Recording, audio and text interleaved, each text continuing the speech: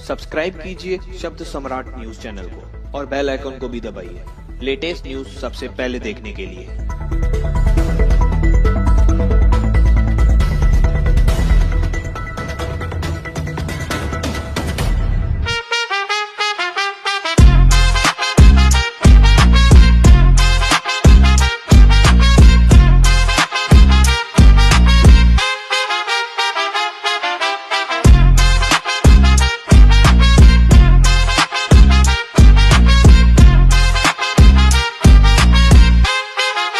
नमस्कार, शब्द सम्राट न्यूज में आपका स्वागत है। मुंबई से सटे अंबरनाथ पूर्व परिसर में स्थित भाजपा के मध्यवर्ती कार्यालय में आज हुई पत्रकार परिषद में मन से अंबरनाथ अध्यक्ष शैलेश शिर्के द्वारा भाजपा कार्यकर्ताओं के साथ मारपीट और जबरन भाजपा कार्यालय में घुसकर कब्जा करने को लेकर हुई मारपीट व जातिवाचक गाली देना आदि मामले को लेकर कल्याण जिला अध्यक्ष नंदू परब ने पत्रकार परिषद ली और भाजपा के वरिष्ठ नेता गुलाब करंजुले पाटिल ने पत्रकारों को बताया कि शैलेश शिर्के के एक हिस्ट्री शीटर है और उसके ऊपर कई मामले दर्ज है और कहा क्या शिर्के मानचेकर गैंग का साथी बताया और नंदू परब ने क्या कहा, सुनते हैं उनकी ही जुबानी।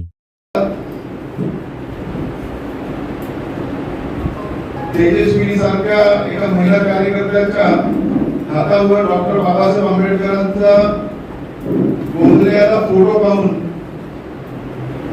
तिला घाणघाण शब्दांमध्ये जातीवरती शिव्या दिल्या जातात। सावंतराव ताईच्या हातावरती बुद्धस्तंभ आणि डॉक्टर बाबासाहेब आंबेडकरांच्या सिग्नेचरचा टॅटू असल्यामुळे त्यांना म्हटलं जातं, त्यांच्या जातीवर शिवाय दिल्या जातात आणि सांगण्यात येतं की तुम्ही आमचं काय उपटलात। आणि एवढंच नाही तर असंच बघून कार्यालयाच्या बाहेर आणलं जातं। कार्यालयाच्या बाहेर आणून लक्ष्मी चव्हाण यांना मारहाण केली जाते। त्या ठिकाणी पोलीस येतात, पोलिसांच्याच गाड्यांनी त्याचा दांडा हिसकून लक्ष्मी चव्हाणला मारण्यात येतं।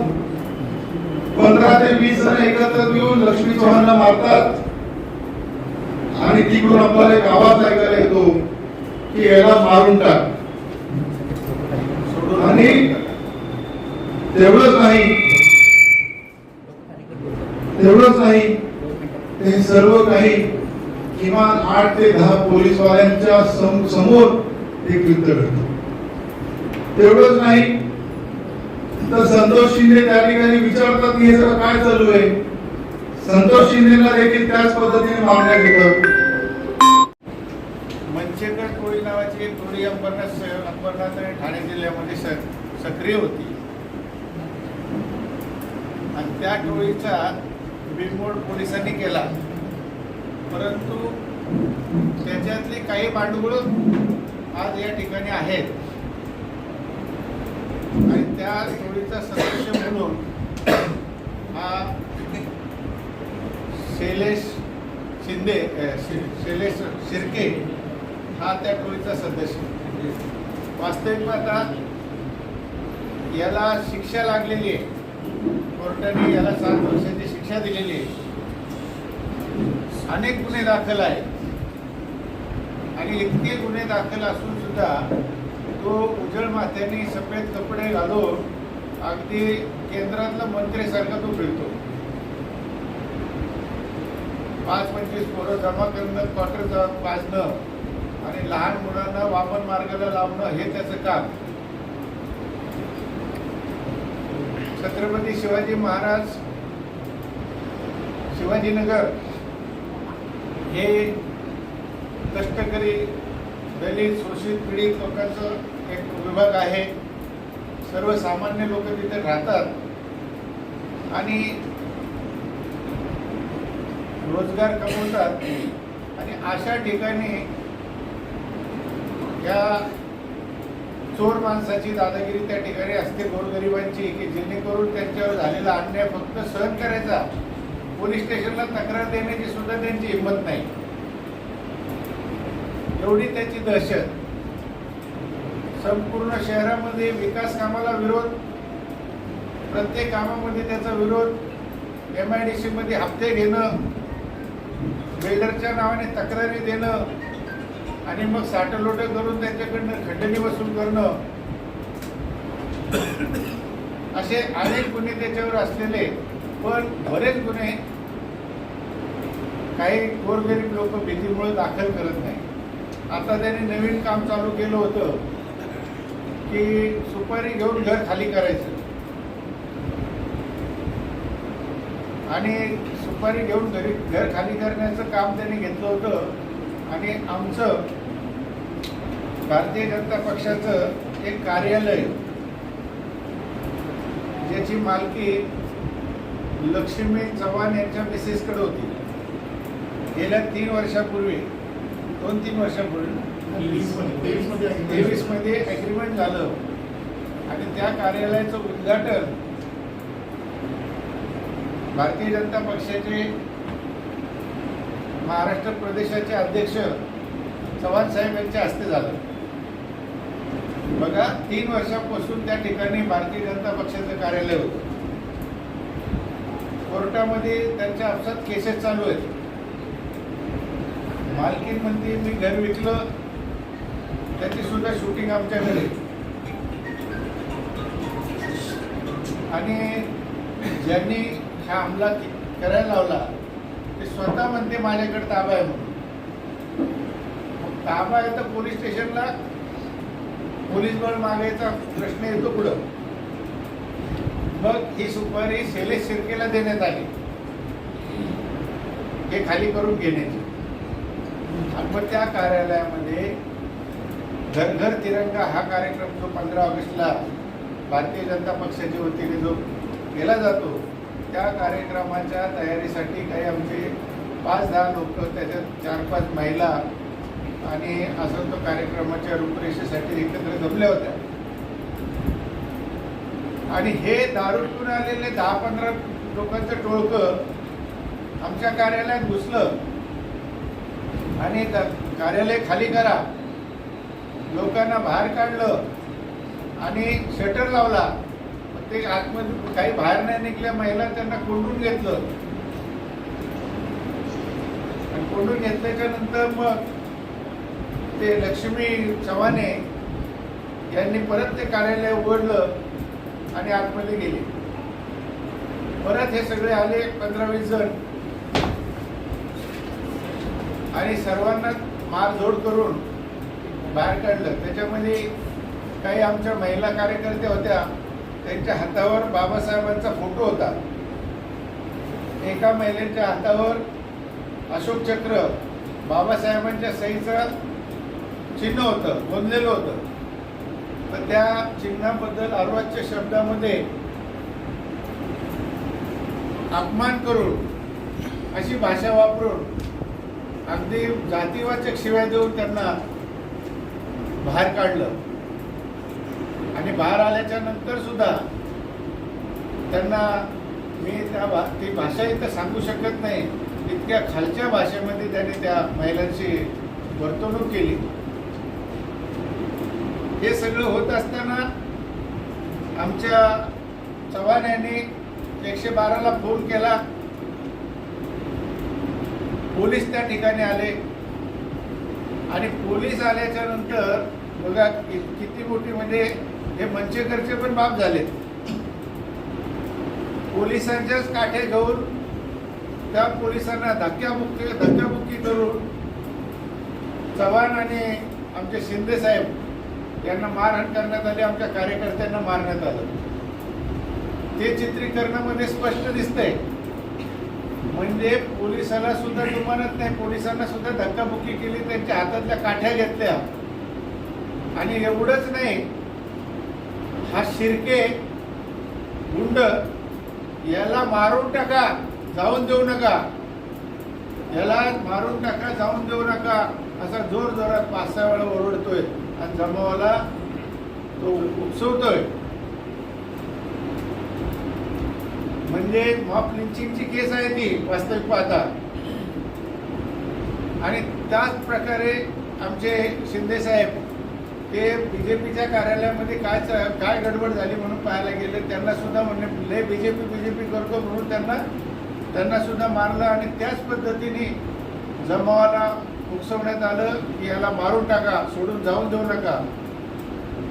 वास्तविक पाहता सरकारी नोकरांना त्याच्या कामात अडथळा आणणं, त्यांना धक्काबुक्की करणं, 353 सारखा गुन्हा लागतो. एखाद्याला मारून टाका, सुजावून देऊ नका, 360 सेक्शन लागतं हा मर्डरचं. सगळ्यांचं एकच कॉमन इंटेन्शन 34 लागतं, पण पोलिसांनी हे कुठले कलम लावलं नाही.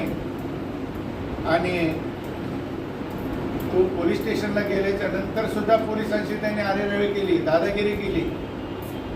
म्हणजे एवढी त्याची मस्ती आहे, पण आता ती मस्ती जिरवण्याची वेळ आपल्याकडे आलेली आहे. आणि ती मस्ती जिरवल्याशिवाय आपला अंबरनाथ शांत राहणार नाही. पोलिसांची कारवाई केली. मी आजच आव्हान केलेलं आहे अंबरनाथकरांना, MIDC मधल्या कारखानदारांना, जर तुम्हाला याच्यापासून काही त्रास असेल, हा खंडणी मागत असेल किंवा काही त्रास देत असेल किंवा एखाद्याचं घर खाली करत असेल, तर त्यांनी माझ्याशी संपर्क साधावा. त्याचा कायदेशीर बंदोबस्त करण्याची जबाबदारी ही माझी असेल. अशा भांडवलाला आम्ही घाबरत नाही. गोरगरिबांचा घर खाली करणं, त्यांना त्रास देणं, त्यांच्या पोरीबाळींची छेड काढणं, हे असे उद्योग करणाऱ्या लोकांना जबाब जर आपण त्यांचा बंदोबस्त केला नाही तर हे अंबरनाथ शांत कधीच होणार. आपण सर्व घटनेचा चौथा खांब आहोत. अन्यायाला वाचा फोडणं, अन्यायाच्या विरुद्ध लढणं आणि न्यायाची बाजू मांडणं हे आपलं कर्तव्य आहे. माझी आपल्या सर्वांना विनंती आहे की आपण सर्वांनी या गोष्टीची दखल घेऊन जास्तीत जास्त प्रसिद्धी याला द्यावी, जेणेकरून ही अशी भांडवलं डोकेवर काढणार नाहीत. मी परत एकदा तुम्ही सर्व आलात, आमच्या हाकेला हो दिल्याबद्दल मी आपण सर्वांचं धन्यवाद मानतो. आणि परत एकदा विनंती करतो की आपण याला जास्तीत जास्त प्रसिद्धी द्यावी. एका महिला डॉक्टरला लाथ मारली होती, बरोबर, हॉस्पिटलच्या ICU मध्ये जाऊन गोंधळ घातला होता. या व्यक्तीवर असे अनेक एखाद्या विद्यार्थीच्या डोक्यावर खिळे ठोकण्याचा पण गुन्हा याच्यावर होता. अनेक गुन्हे 307 सारखे गुन्हे असतील, पोलीस प्रशासनाच्या कामात अडथळा निर्माण करण्याचे गुन्हे असतील, विनयभंगाचे गुन्हे असतील, असे अनेक गुन्हे ह्या व्यक्तीवर आहे. म्हणून कोणत्याच नेत्यांनी हे बोलावं नाही, हा खूप स्वच्छ प्रतिमेचा नेता आहे आणि याच्यावर हे गुन्हे कसे आले. विषय लक्षात घ्या, जोही नेता ह्या गोष्टी करत असेल किंवा बोलत असेल तो कधीच ह्या गोष्टीची चर्चा का करत नाही की त्या ठिकाणी शैलेश शिर्केचा संबंध नसताना शैलेश शिर्के तिकडे गेला का, त्या ठिकाणी काही संबंध नसताना त्यांनी एवढा मोठा पोलीस असताना सुद्धा पोलिसांचा दांडगा खेचून लक्ष्मी चव्हाण याला मारहाण करण्यात आली, हे तेवढं सत्य आहे. माध्यमाच्या तुमच्या मीडियाच्या माध्यमातून तोच व्हिडिओ सगळीकडे सर्क्युलेट केला जातोय. संतोष शिंदे हे तर उत्तर भारतीय नाही ना, ते तर मराठीचे, ते का त्यांना त्या ठिकाणी मारहाण करण्यात आली, का वारंवार तिकडे जोरजोरात ओरड होत आहे, त्या टोळीच्या माध्यमातून ओरडण्यात येत होतं की याची हत्या करायला मारून टाका. ह्याबद्दल कोणत्याच प्रकारचा त्यांचा नेता हे प्रश्न तरी त्यांच्या व्यक्तींना विचारलेच नाही, असा आम्हाला खूप मोठा एक केविलवाणा प्रयत्न हा कुठंतरी केला जातोय. पोलीस ज्या दिशेने कारवाई करते ती कारवाईला कुठंतरी थांबवण्याचं किंवा कुठंतरी दबाव तंत्र करण्यात पद्धत या ठिकाणी केली, ते खूप एक केविलवाणा प्रयत्न आहे. परंतु पोलीस प्रशासनावर आम्हाला विश्वास आहे. जे आप्पांनी सांगितलं खरं तर त्या ठिकाणी पोलिसांच्या कामामध्ये किंवा सरकारी व्यक्तीच्या कामात अडथळा निर्माण करणारा गुन्हा दाखल झालाच पाहिजे होता. वारंवार जेव्हा 15-20 जण एका उद्देशाने तिकडे उभा आहेत, एका उद्देशाने काही कृत्य करतात आहे आणि वारंवार तिकडे बोललं जातं आहे की याला मारून टाक, असं असताना तिकडं 307 म्हणजे एका आता 109 नवीन कलमानुसार दाखल झालाच पाहिजे. पोलीस प्रशासन त्यांच्या अनुसार काम करतं आहे, परंतु कोणत्याच नेत्यांनी त्यांच्या चुकीच्या व्यक्तीचं पाठराखण करू नये आणि ह्या सर्व चुकीच्या कृत्याला झाकण्याकरता मराठी अमराठी व्यक्ती किंवा हा शब्द किंवा कुठं उच्चारूच नाही, कारण ते कुठंतरी डॉक्टर बाबासाहेब आंबेडकरांनी दिलेल्या संविधानाचं उल्लंघन या ठिकाणी झालं आहे. कोणीतरी त्या सांगितलं की आम्हाला डॉक्टर बाबासाहेब आंबेडकरांच्या संविधानात जे तरतूद आहे किंवा त्यांनी जे आम्हाला अधिकार दिले त्याच्या अनुषंगाने आम्ही मोर्चा काढू. मी त्यांना प्रश्न विचारतो की जे डॉक्टर बाबासाहेब आंबेडकरांच्या संविधानात तर हे कुठंच नाही की तुम्ही त्या जागेवर जा, जागेचा कब्जा घेण्याचा प्रयत्न करा, कब्जा नाही मिळाला म्हणून त्या 2 माणसाला अमानवी पद्धतीने मारहाण करा, पोलिसांचाच दांडगा खेचून त्यांना मारहाण करा, उपस्थित त्या माझ्या भगिनींना त्यांच्या जातीवरनं घाण जातीचे लोक म्हणून त्याचं उच्चारण केलं गेलं. तिकडं त्यांचं फक्त डॉक्टर बाबासाहेब आंबेडकरांचं टॅटू होतं किंवा त्यांच्या अशोकस्तंभाचं टॅटू होतं, डॉक्टर बाबासाहेब आंबेडकरांच्या साईनचं टॅटू होतं. हे पाहून एखाद्या व्यक्तीला का एवढी चीड यावी की त्यांना त्यांच्या जातीवरनं शिव्या दिल्या.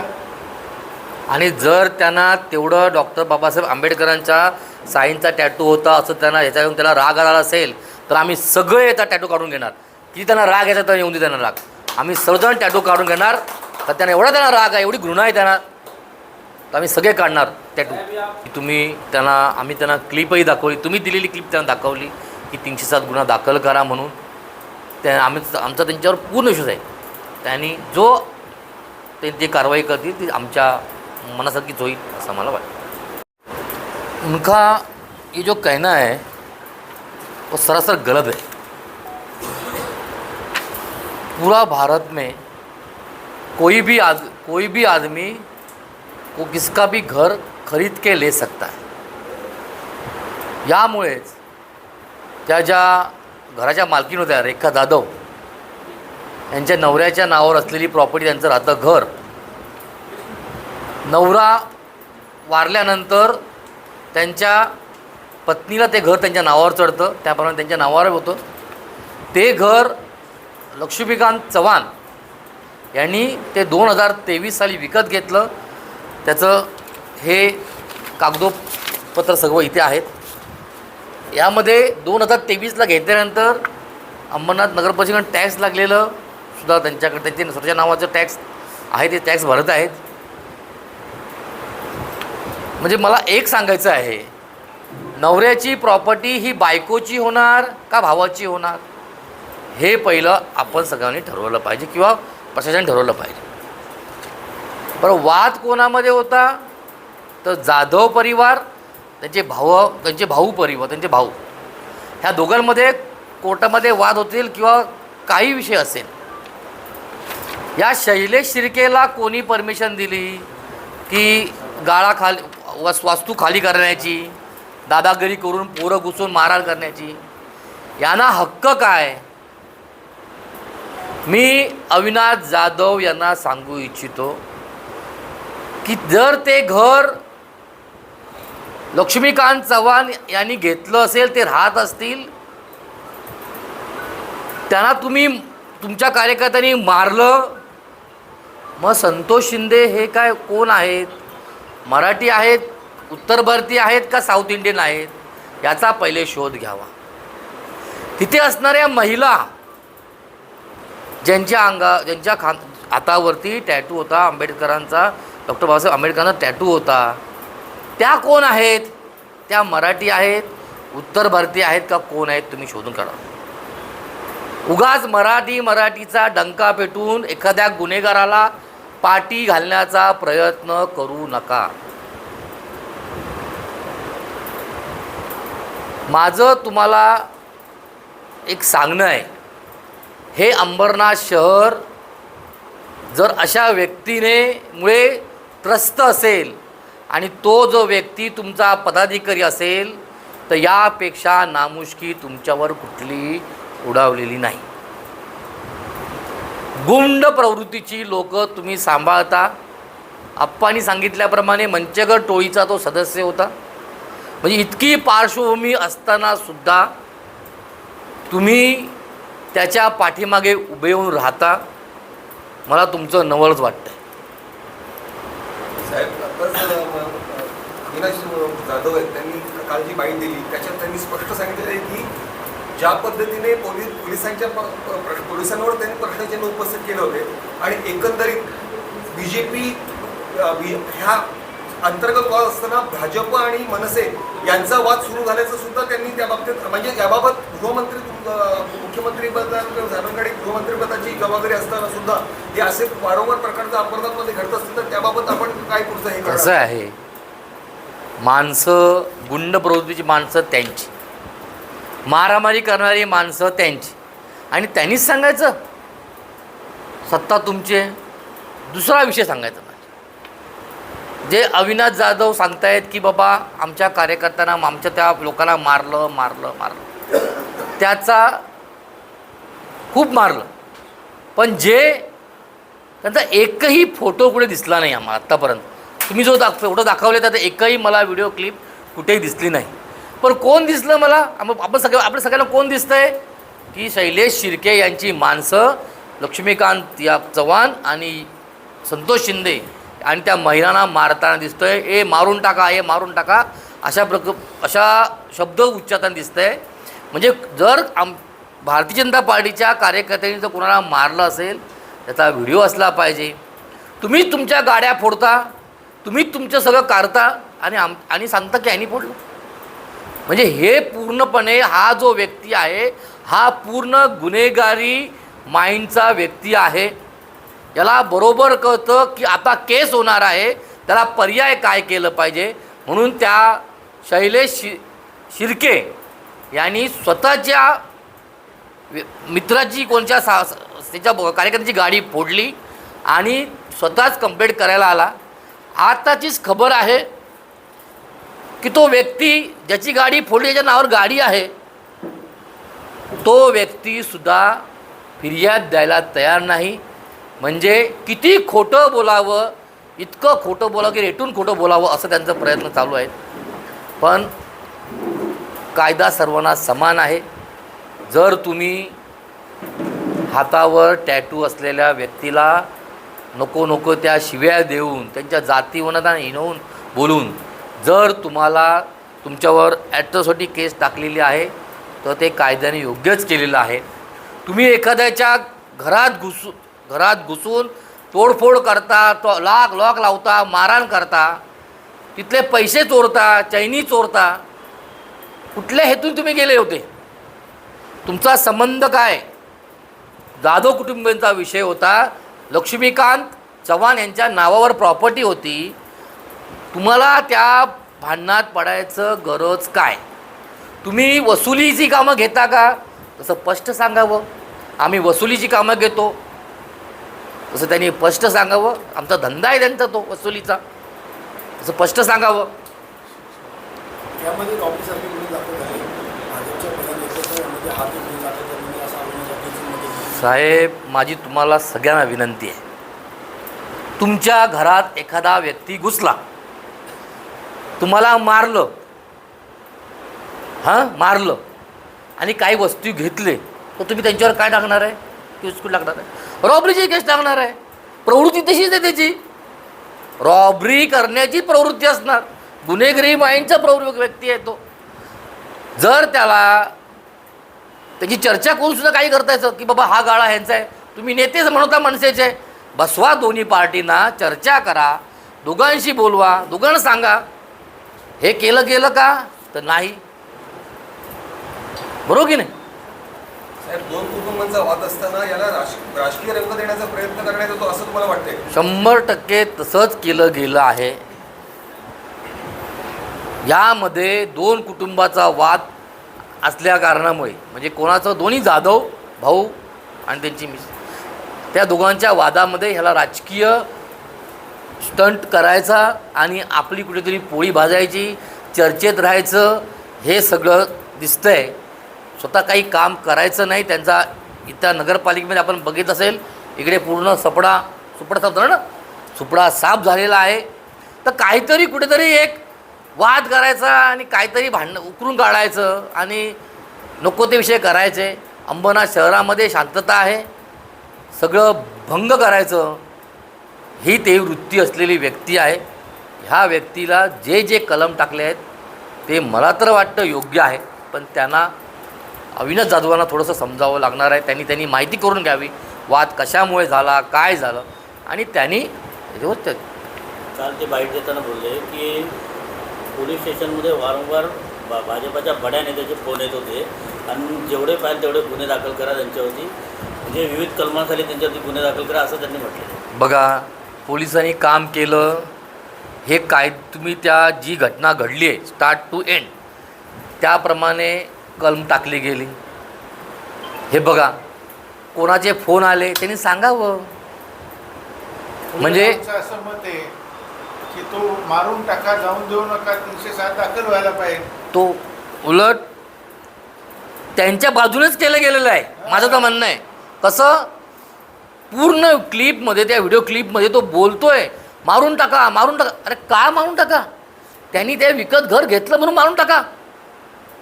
कुठला काय काय करताय तुम्ही? कुठे नेताय शहराला? क्षुल्लक गोष्ट त्यांनी विकत घेऊ नये का म्हणून त्याला मारून टाकता का तुम्ही? आणि तुम्ही एवढं सगळं असताना सुद्धा त्याच्यावर 307 लागली नाही आहे. मारून टाका, ॲटम टू मर्डर, जीव घेणं हल्ला झाला त्याच्यावरती. जर का पोलीस तिथे नसते तर आज संतोष शिंदे आणि लक्ष्मीकांत चव्हाण ह्या दोघांच्या बॉड्या असत्यात मय झाले असते. त्यांचं पत्नीचं कुंकू पॉवरफुल आहे म्हणून आज ना ते दोघं जिवंत आहेत. आता पोलीस नसते तर त्यांनी मारूनच टाकलं असतं. इतकी हिंमत पोलिसांच्या हातातली काठी घेऊन तुम्ही मारताय आणि सांगताय वरती बड्या नेत्याचा फोन आला. अरे बाबा, भारतीय जनता पार्टी ही गुंडगिरी प्रवृत्तीची नाही आहे. आम्हाला शिकवणच नाही आहे ती. त्यामुळे आम्ही जर आमची जर बड्या नेत्याने फोन केला असता तर 300 दाखल झाली असती. स्वतःच आपण म्हणाले की पोलीस प्रशासनाकडून लावण्यात आलेली जी कलमं आहेत त्याच्या बाबतीत त्यांना सुद्धा ती विसंगती वाटते. म्हणजे पोलीस प्रशासनाचा जो तपास सुरू आहे त्याच्या बाबतीत पण तुम्ही नाही आमचा पोलीस यंत्रणेवर पूर्ण विश्वास आहे. ते तपास करतील आणि ती योग्य ते कलमं लावतील ह्याच्यावर आमचा पूर्ण विश्वास आहे. ते तपास करत आहेत, त्यांना आम्ही तपासामध्ये कुठलीही अडचण निर्माण करत नाही. त्यांनी जो तपास करेल, तपासानंतर जो निर्णय लागेल ते आम्हाला मान्य आहे. माझं वय असेल 19 वर्ष साधारण, आणि त्याचं पण साधारण तेवढंच असेल. तर गाडीच्या समोर तो आल्यानंतर थोडीशी बोलली झाली. त्यानंतर दुसऱ्या दिवशी 4 लोकांना घेऊन त्यांनी हल्ला केला. त्याच्यामध्ये वास्को गेले, त्याच्यामध्ये ती केस किती वाद झाले? बरेच झालेले. ती एक 307ची केस त्यांच्यावर होती. आणि आपण सांगितल्याप्रमाणे मंचेकर टोळीचा जो एक मेंबर होता हरीश अमराव कदम, तो हायरचा साथीदार होता आणि तोही एन्काउंटरमध्ये त्यावेळेला मारलेला होता.